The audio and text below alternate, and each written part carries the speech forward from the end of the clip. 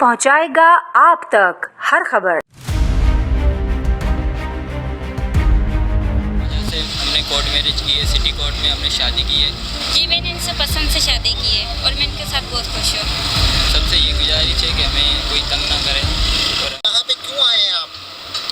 मैं यहाँ पे, इनका नाम शीला है, मैंने इनसे शादी की है और मैं मतलब इनसे 3 साल से मतलब जानता हूँ इनको और मैंने इनसे शादी की है। ये बात मैंने इनके घर वालों को भी बोली थी, मैंने बोला हमारी शादी करवा दो, तो इनकी अम्मी से बात की थी, इसकी अम्मी ने नहीं माना।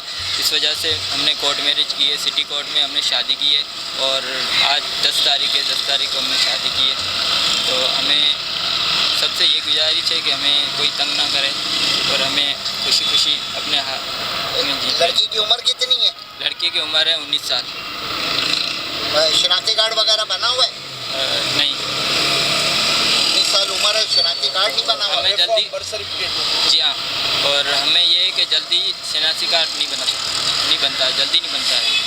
तो लड़की ने खुद शादी की है? जी हाँ, इनकी मर्जी से आपसे बात कर सकते हैं। जी मैंने इनसे पसंद से शादी की है और मैं इनके साथ बहुत खुश हूँ।